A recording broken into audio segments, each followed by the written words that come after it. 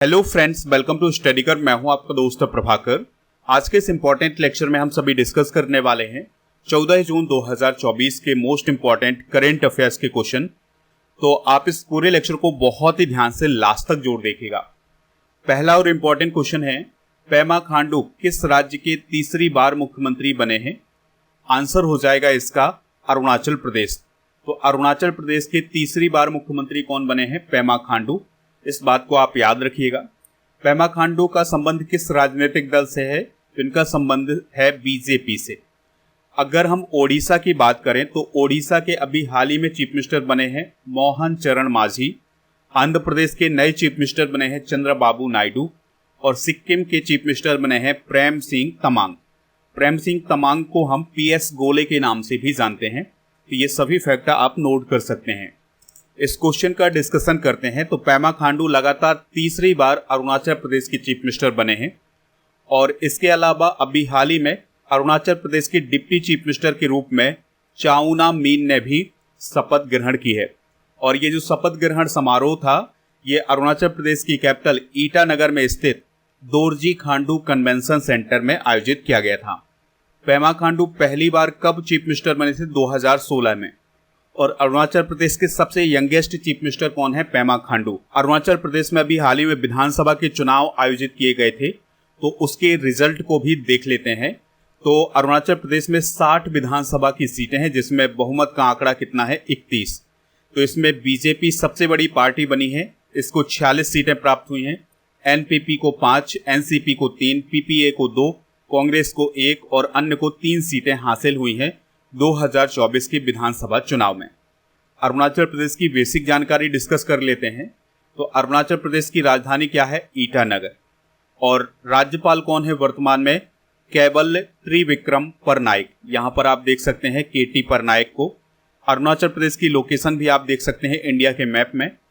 और विधानसभा की 60, राज्यसभा की 1 और लोकसभा की 2 सीटें हैं अरुणाचल प्रदेश में। नमदाफा राष्ट्रीय उद्यान, मोलिंग राष्ट्रीय उद्यान, पक्के tiger reserve, Kamalang tiger reserve और ईगल नेस्ट वन्यजीव अभ्यारण्य, ये किस राज्य में है? अरुणाचल प्रदेश में। और अरुणाचल प्रदेश में 3 प्रमुख दर्रे भी हैं, जिसमें दिफू दर्रा और यांग याप दर्रा और बॉम्बिडेला दर्रा, ये सभी किस राज्य में स्थित हैं? अरुणाचल प्रदेश में। बूस्टर डिस्कस करते हैं। तो चीफ मिनिस्टर की बात हुई है, तो चीफ मिनिस्टर से रिलेटेड कुछ इंपॉर्टेंट फैक्ट डिस्कस करेंगे। तो भारतीय संविधान के अनुच्छेद 164 में यह प्रावधान किया गया है कि मुख्यमंत्री की नियुक्ति राज्यपाल के द्वारा की जाएगी। किसी भी राज्य में राज्य का नाम मात्र का कार्यकारी अधिकारी कौन होता है? राज्यपाल। लेकिन वास्तविक कार्यकारी शक्तियां किसके पास होती हैं? मुख्यमंत्री के पास। राज्यपाल राज्य का प्रधान होता है, लेकिन मुख्यमंत्री सरकार का प्रधान होता है। इस बात को आपको याद रखना है। एक व्यक्ति जो राज्य विधानसभा का सदस्य नहीं है, यानी कि ना तो वो विधानसभा का सदस्य है और ना ही वो विधान परिषद का सदस्य है, तो उसे 6 महीने के लिए मुख्यमंत्री के रूप में नियुक्त किया जा सकता है। 6 महीने के अंदर उसे विधानसभा या जिस राज्य में विधान परिषद है, तो विधान परिषद का सदस्य बनना जरूरी होगा। मुख्यमंत्री का कार्यकाल निश्चित नहीं होता है, वह राज्यपाल के प्रसाद पर्यंत पद धारण करता है। यानी जब तक मुख्यमंत्री के पास विधानसभा में बहुमत का समर्थन है, यानी जब तक उसके पास विधानसभा में बहुमत है, तब तक उसे राज्यपाल के द्वारा बर्खास्त नहीं किया जा सकता है। इस पॉइंट को आप याद रख सकते हैं। भारतीय संविधान के अनुच्छेद 167 के तहत राज्यपाल और राज्य मंत्रिपरिषद के बीच मुख्यमंत्री एक कड़ी के रूप में काम करता है। यानी कि राज्यपाल और मंत्रिपरिषद के बीच में कौन होता है? मुख्यमंत्री होता है। मुख्यमंत्री राज्य योजना बोर्ड का अध्यक्ष होता है और इसके अलावा वह अंतर राज्य परिषद और नीति आयोग का सदस्य भी होता है। यानी किसी भी राज्य का चीफ मिनिस्टर अंतर राज्य परिषद और नीति आयोग का मेंबर भी होता है। इस पॉइंट को आपको याद रखना है। इसके अलावा मुख्यमंत्री राज्यपाल को विधानसभा भंग करने की सिफारिश भी करता है। तो ये फैक्ट आप नोट कर सकते हैं। अगर आपसे पूछा जाए कि भारत में सबसे लंबे समय तक चीफ मिनिस्टर कौन रहे हैं, तो उनका नाम है पवन कुमार चामलिंग, जो कि सिक्किम के चीफ मिनिस्टर रहे हैं 24 साल 166 दिन। दूसरे नंबर पर रहे हैं नवीन पटनायक, जो कि ओडिशा के मुख्यमंत्री रहे हैं। ये 24 वर्ष 90 दिनों के आसपास चीफ मिनिस्टर रहे हैं ओडिशा के। आप इस पूरे लेक्चर को बहुत ही ध्यान से लास्ट तक देखिएगा। लास्ट में आपसे एक क्वेश्चन पूछा जाएगा जिसका आंसर आपको कमेंट बॉक्स में देना है। अगर आप चैनल पर पहली बार आए हैं तो सब्सक्राइब कर लें, बेल आइकन भी दबा लें, जिससे आपको समय पर सबसे पहले नोटिफिकेशन मिल सकेगा। आप हमारे टेलीग्राम चैनल, व्हाट्सएप चैनल को ज्वाइन कर सकते हैं, इनका लिंक डिस्क्रिप्शन बॉक्स में दिया गया है। नेक्स्ट क्वेश्चन है, वैश्विक लैंगिक अंतर सूचकांक 2024 में भारत की रैंक क्या है? आंसर हो जाएगा 129वीं। तो अभी हाल ही में ग्लोबल जेंडर गैप इंडेक्स 2024 को जारी किया गया है। इसमें भारत की रैंक कितनी है? 129वीं। दोस्तों, ग्लोबल जेंडर गैप इंडेक्स में क्या बताया गया है? तो इस इंडेक्स में यह बताया गया है कि किसी भी देश में महिला और पुरुष के बीच में कितना गैप है, कितना अंतर है। यानी कि अगर हम उदाहरण के तौर पर समझें तो किसी भी देश के पुरुष अगर औसत रूप से 100 रुपए कमा रहे हैं और महिलाएं 40 रुपए कमा रही हैं, तो ये जो 60 रुपए का अंतर है, ये महिला और पुरुष के बीच में अंतर माना जाएगा। तो इसे जेंडर गैप बोला जाएगा। तो इसी प्रकार से हर क्षेत्र की बात की गई है ग्लोबल जेंडर गैप इंडेक्स 2024 में। तो इसी को लेकर के ये इंडेक्स जारी किया गया है विश्व आर्थिक मंच यानी कि वर्ल्ड इकोनॉमिक फोरम के द्वारा। तो इसमें 146 देशों को शामिल किया गया था। भारत का स्थान है 2024 में 129वां, जबकि 2023 में इससे अच्छी रैंकिंग थी, 127वें स्थान पर था भारत। और 2024 में पहले स्थान पर कौन है? आइसलैंड। ये भी आप नोट कर सकते हैं। भारत के अगर हम पड़ोसी देशों की बात करें तो बांग्लादेश 99वें स्थान पर, चाइना 106वें, नेपाल 117वें, श्रीलंका 122वें, भूटान 124वें स्थान पर रहा है और पाकिस्तान 145वें स्थान पर रहा है। यानी कि अंतिम के देशों में ये शामिल है।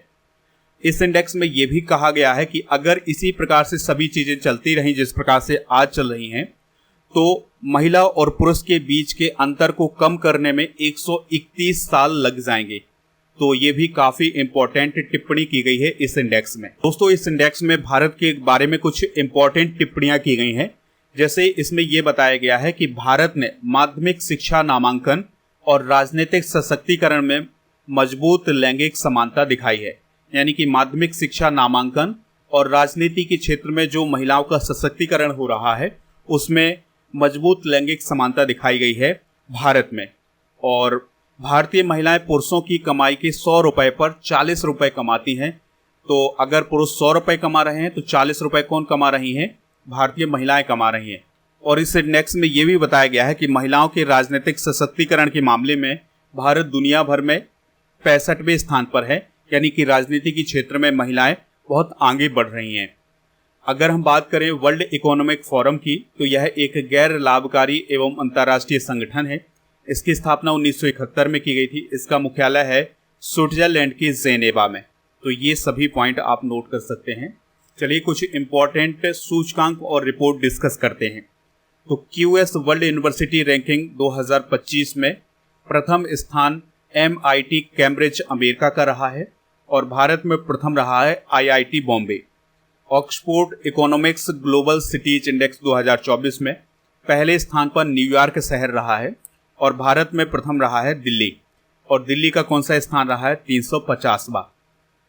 सौर ऊर्जा उत्पादक देशों की बात करें तो भारत का तीसरा स्थान रहा है, पहले स्थान पर चाइना रहा है। प्रेस स्वतंत्रता सूचकांक 2024 में भारत 159वें और नॉर्वे पहले स्थान पर रहा है। विश्व वायु गुणवत्ता रिपोर्ट 2023 अभी हाल ही में जारी की गई थी IQ ईयर के द्वारा।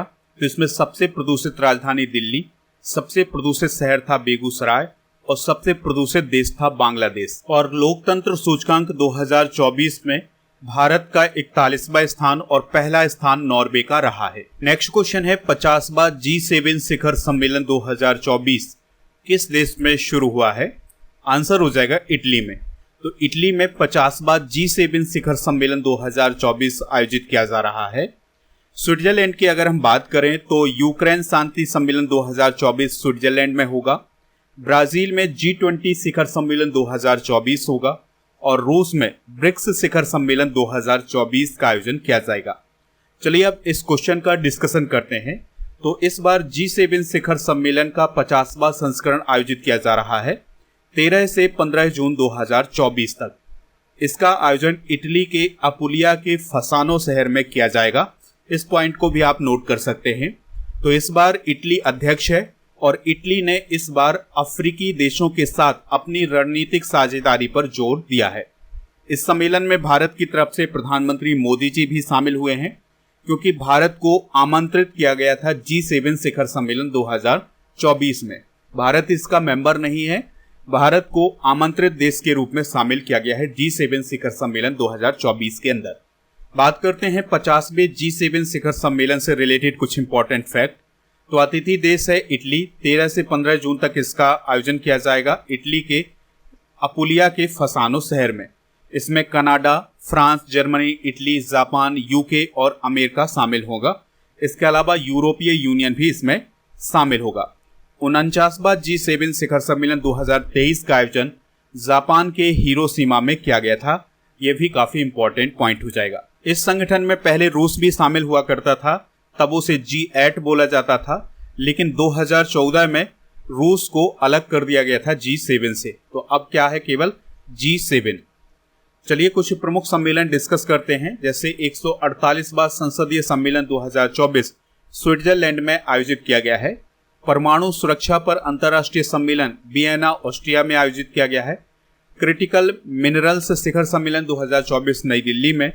सेना कमांडरों का सम्मेलन 2024 हाइब्रिड मोड पर नई दिल्ली में आयोजित किया गया है। भारत नाइजीरिया संयुक्त आयोग की बैठक 2024 में नाइजीरिया के अबुजा शहर में की गई थी। क्षेत्रीय राजभाषा सम्मेलन 2024 का आयोजन बेंगलुरु में किया गया है। राष्ट्रीय युवा सम्मेलन 2024 का आयोजन नासिक में किया गया था। विंग्स इंडिया 24 का आयोजन हैदराबाद में और विश्व सामाजिक मंच का 16वां सम्मेलन 2024 का आयोजन काठमांडू में किया गया है। तो ये कुछ इंपॉर्टेंट सम्मेलन हैं आपके एग्जाम के लिए। बात आई थी यहाँ पर इटली की। तो इटली किस महाद्वीप में स्थित है? यूरोप महाद्वीप में। कैपिटल क्या है इसकी? रोम। राष्ट्रपति हैं सर्जियो मैटरेला और प्रधानमंत्री हैं जियोर्जिया मेलोनी। हाल ही में दुनिया की सबसे सक्रिय ज्वालामुखी में से एक माउंट एटना ज्वालामुखी में विस्फोट हुआ था और ये जो माउंट एटना ज्वालामुखी है ये इटली के सिसिली द्वीप पर स्थित है। तो यहाँ पर आप इटली के मैप को देख सकते हैं। तो इटली का ये सिसिली द्वीप है और इसी पर स्थित है माउंट एटना ज्वालामुखी। अच्छा, आल्पस पर्वत इटली के नॉर्थ में स्थित है। तो यहाँ पर आप देख सकते हैं ये आल्पस पर्वत श्रृंखला है। तो ये इटली के नॉर्थ में स्थित है। इटली की कैपिटल रोम है। रोम किस नदी के किनारे बसा हुआ है, इस पॉइंट को भी आप याद रखिएगा। तो रोम टाइबर नदी के किनारे बसा हुआ है। यहाँ पर ये टाइबर नदी है तो यहाँ से बहती है और रोम के किनारे से निकलती है। अच्छा, अगर आपसे पूछा जाए कि दुनिया की सबसे छोटी कंट्री कौन है एरिया की दृष्टि से, तो वो है वेटिकन सिटी। और इटली की जो कैपिटल है रोम, उसी के अंदर स्थित है ये वेटिकन सिटी नाम का देश। तो इस पॉइंट को भी आप याद रख सकते हैं। नेक्स्ट क्वेश्चन है पीएम श्री पर्यटन हवाई सेवा का शुभारंभ किस राज्य में किया गया है? आंसर हो जाएगा इसका मध्य प्रदेश में। तो पीएम श्री पर्यटन हवाई सेवा का शुभारंभ मध्य प्रदेश में किया गया है और इस योजना के माध्यम से जो मध्य प्रदेश के पर्यटक स्थल हैं उनके बीच में कनेक्टिविटी को बढ़ाया जाएगा। हरियाणा की बात आई है तो हरियाणा में अभी हाल ही में सवेरा कार्यक्रम शुरू किया गया है। उत्तर प्रदेश की एक प्रसिद्ध योजना है जिसका नाम है नंद बाबा दुग्ध मिशन योजना। ये उत्तर प्रदेश में चलाई जा रही है। राजस्थान में राजस्थान मुख्यमंत्री विश्वकर्मा पेंशन योजना की शुरुआत की गई है। इस क्वेश्चन का डिस्कशन करते हैं। तो ये जो पीएम श्री पर्यटन हवाई सेवा है इसका शुभारंभ मध्य प्रदेश के chief minister doctor Mohan Yadav ji के द्वारा किया गया है और इसकी शुरुआत की गई है राजा भोज अंतर्राष्ट्रीय हवाई अड्डे से, जो कि भोपाल में है। तो यहाँ से भोपाल से जबलपुर के लिए पहली उड़ान का उद्घाटन किया गया है। इसके अलावा डॉक्टर मोहन यादव ने भोपाल हवाई अड्डे पर टिकट बुकिंग काउंटर का भी उद्घाटन किया है। इसके माध्यम से मध्य प्रदेश के भोपाल, इंदौर, जबलपुर, रीवा, उज्जैन, ग्वालियर, सिंगरौली और खजुराहो को जोड़ा जाएगा, यानी कि इन शहरों को आपस में कनेक्ट किया जाएगा। चलिए कुछ प्रमुख योजनाएं डिस्कस कर लेते हैं। तो सारथी सुरक्षा पॉलिसी योजना अशोक लेलैंड कंपनी के द्वारा शुरू की गई है। बालिका सशक्तिकरण मिशन एनटीपीसी लिमिटेड के द्वारा शुरू किया गया है। एक वाहन एक फास्टैग नियम NHAI के द्वारा शुरू किया गया है, यानी national highway authority of India के द्वारा एक वाहन एक फास्टैग नियम की शुरुआत की गई है। महतारी बंधन योजना छत्तीसगढ़ में शुरू की गई है। और उत्तर पूर्व परिवर्तनकारी औद्योगिकीकरण योजना की शुरुआत केंद्र सरकार के द्वारा की गई है। अदिति योजना रक्षा मंत्रालय के द्वारा शुरू की गई है। स्वयं योजना ओडिशा राज्य में शुरू की गई है। और पीएम सूर्य घर मुफ्त बिजली योजना की शुरुआत केंद्र सरकार के द्वारा की गई है। और इंदिरा गांधी प्यारी बहना सुख सम्मान निधि योजना की शुरुआत हिमाचल प्रदेश में की गई है। बात आई थी यहाँ पर मध्य प्रदेश की, तो मध्य प्रदेश की बेसिक जानकारी और करंट अफेयर्स को डिस्कस करेंगे। तो मध्य प्रदेश का गठन हुआ था 1 नवंबर 1956 को। मध्य प्रदेश को नदियों का मायका भी बोला जाता है क्योंकि अधिकतर नदियां मध्य प्रदेश से ही निकलती हैं। मध्य प्रदेश की सबसे प्रसिद्ध नदी है नर्मदा नदी। मध्य प्रदेश की राजधानी भोपाल। जिलों की संख्या है 55। मंगू भाई छगन भाई पटेल वर्तमान में गवर्नर हैं। चीफ मिनिस्टर हैं डॉक्टर मोहन यादव। विधानसभा की 230, राज्यसभा की 11 और लोकसभा की 29 सीटें हैं। नेक्स्ट क्वेश्चन है, संयुक्त राष्ट्र के अनुसार 2023 से मई 2024 तक कितने लोग विस्थापित हुए हैं? आंसर हो जाएगा 120 मिलियन लोग। तो अभी हाल ही में यूनाइटेड नेशन के द्वारा एक रिपोर्ट जारी की गई है और उसमें यह बताया गया है कि दुनिया भर में वर्ष 2023 से लेकर मई 2024 तक 120 मिलियन लोग विस्थापित हुए हैं। तो ये आंकड़ा किसने पेश किया है? संयुक्त राष्ट्र शरणार्थी एजेंसी ने। अच्छा, विस्थापित लोग कौन होते हैं? तो विस्थापित का मतलब होता है कि वह व्यक्ति या वो लोगों का समूह जो एक स्थान से दूसरे स्थान पर चले जाते हैं, जब उनके खिलाफ उत्पीड़न किया जाता है, संघर्ष होता है, हिंसा होती है, मानवाधिकारों का उल्लंघन होता है, जब इस प्रकार की घटनाएं घटित होती हैं तो लोग एक स्थान से दूसरे स्थान पर चले जाते हैं, एक देश से दूसरे देश तक चले जाते हैं। तो इसी को विस्थापन बोलते हैं। म्यांमार, अफगानिस्तान, यूक्रेन, फिलिस्तीन, कांगो, सोमालिया, हैती, सीरिया और आर्मेनिया जैसे देशों में अभी संघर्ष और हिंसा के कारण कई लोग विस्थापित हो रहे हैं। बात करें अगर हम संयुक्त राष्ट्र शरणार्थी एजेंसी की, तो इसका गठन 14 दिसंबर 1950 को हुआ था। मुख्यालय है इसका जेनेवा, स्विट्जरलैंड में। और इसके वर्तमान में प्रमुख हैं फिलिपो ग्रांडी और यह संयुक्त राष्ट्र की एजेंसी है। इसका काम है शरणार्थियों की सहायता करना, उनकी मदद करना। नेक्स्ट क्वेश्चन है, खीर भवानी मेला किस राज्य या केंद्र शासित प्रदेश में आयोजित किया जा रहा है? आंसर हो जाएगा जम्मू कश्मीर में। तो जम्मू कश्मीर में खीर भवानी मेले का आयोजन किया जा रहा है। लद्दाख में हेमिस महोत्सव मनाया जाता है। हिमाचल प्रदेश में साजो त्योहार और लोसार महोत्सव अरुणाचल प्रदेश में मनाया जाता है। तो ये ऑप्शन भी आप नोट कर लीजिएगा। तो जम्मू कश्मीर में खीर भवानी मेले का आयोजन 14 जून को आयोजित किया जाएगा। जम्मू कश्मीर में जून महीने में यह मेला आयोजित किया जाता है, यानी खीर भवानी मेले का आयोजन जून महीने में किया जाता है। यह मेला ज्येष्ठ अष्टमी को आयोजित किया जाता है और जो कश्मीरी पंडित हैं उनके सबसे बड़े धार्मिक त्योहारों में से एक माना जाता है खीर भवानी मेला। दोस्तों, कश्मीरी पंडित समुदाय के द्वारा गांदरबल जिले के प्रसिद्ध रागन्ना देवी मंदिर में यह मेला मनाया जाता है और रागन्ना देवी को माता खीर भवानी के नाम से भी जाना जाता है।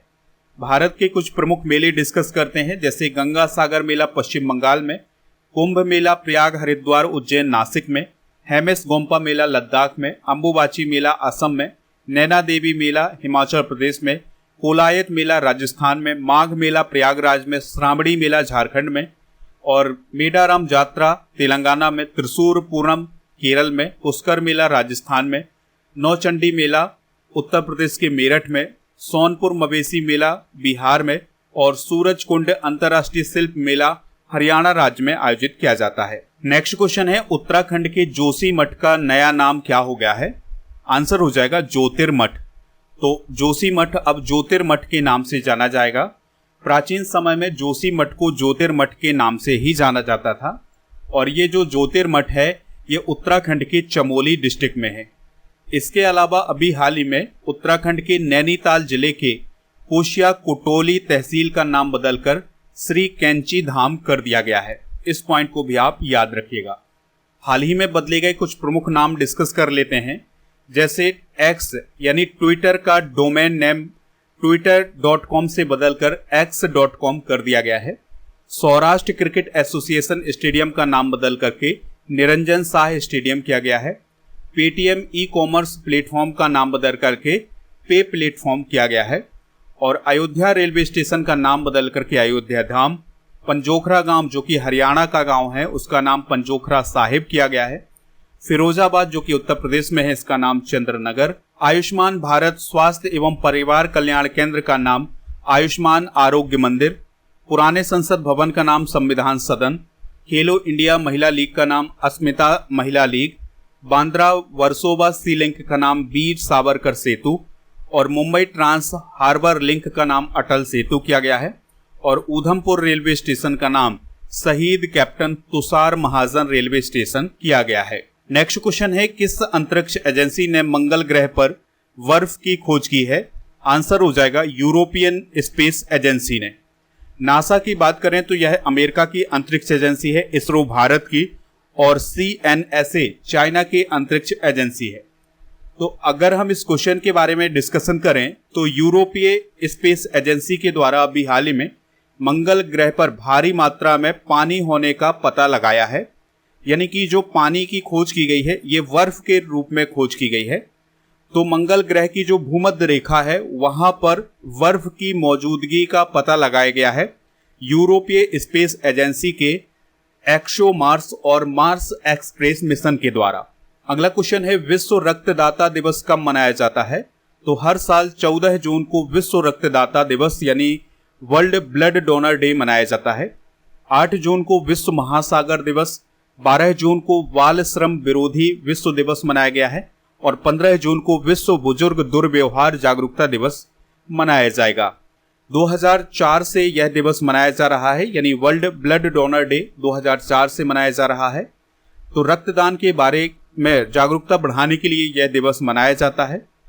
14 जून को यह दिवस इसलिए मनाया जाता है क्योंकि 14 जून 1868 को नोबेल पुरस्कार विजेता और वैज्ञानिक कार्ल लैंडस्टीनर का जन्म हुआ था।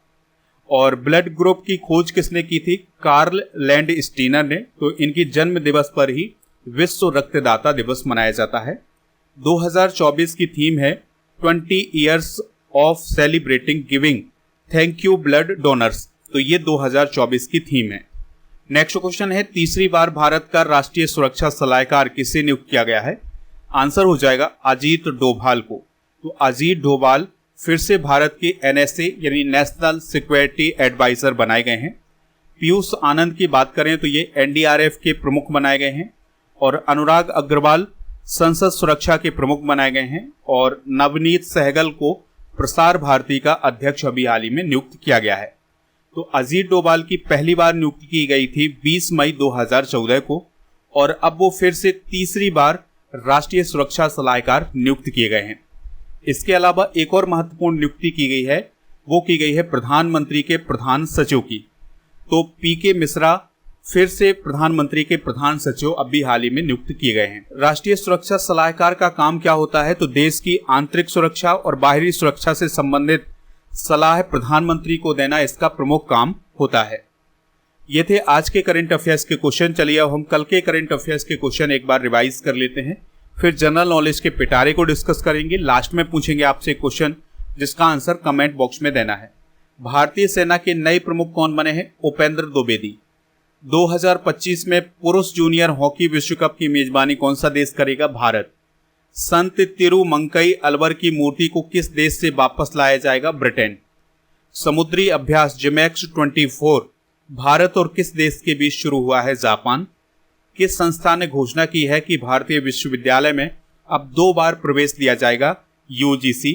संयुक्त राष्ट्र ने किस वर्ष को अंतर्राष्ट्रीय क्वांटम और प्रौद्योगिकी वर्ष घोषित किया है? 2025 को। फिक्की की महानिदेशक कौन नियुक्त हुई हैं? ज्योति विज। गांधी सागर वन्यजीव अभ्यारण्य किस राज्य में है जहां चीतों को स्थानांतरित किया जाएगा? Madhya Pradesh. Mix martial arts यानी MMA में शामिल होने वाले पहले भारतीय पुरुष फाइटर कौन बने हैं? संग्राम सिंह। यूक्रेन शांति सम्मेलन का आयोजन किस देश में किया जाएगा? स्विट्जरलैंड में। आज के जनरल नॉलेज के पिटारे में हम प्रमुख नदियों को डिस्कस करेंगे।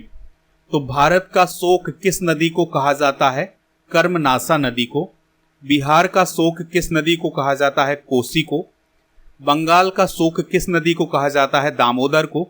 और असम का शोक ब्रह्मपुत्र नदी को कहा जाता है। इसके अलावा उड़ीसा का शोक ब्रह्माणी नदी को, झारखंड का शोक किस नदी को कहा जाता है दामोदर नदी को। चीन का शोक हांगहो नदी को कहा जाता है। और तेल नदी किस नदी को कहा जाता है नाइजर नदी को। कल के करंट अफेयर्स में आपसे पूछा गया था कि भारतीय सेना दिवस कब मनाया जाता है, तो 15 जनवरी को हर साल भारतीय सेना दिवस मनाया जाता है। तो लगभग सभी लोगों ने इसका आंसर 15 जनवरी बताया हुआ है। आज का क्वेश्चन आपसे पूछा जा रहा है अंबुबाची मेला किस राज्य में लगता है। जो भी इसका राइट आंसर हो कमेंट बॉक्स में जरूर बताएं, हमें इंतजार रहेगा आपके आंसर का। आप हमारे टेलीग्राम चैनल को ज्वाइन कर लीजिएगा, लिंक डिस्क्रिप्शन में मिल जाएगा। यहाँ पर आपको पीडीएफ भी मिल जाएगा और ऐप को भी डाउनलोड कर सकते हैं। ऐप पर आपको paid course, e book, test series, PDF, daily quiz ये सभी मिल जाएगा। लिंक डिस्क्रिप्शन बॉक्स में दिया गया है। ऐप पर आपको monthly current affairs, yearly current affairs, 6 month के करंट अफेयर्स की ई बुक मिल जाएगी। तो इन सभी को प्राप्त करने के लिए ऐप को जरूर डाउनलोड करें।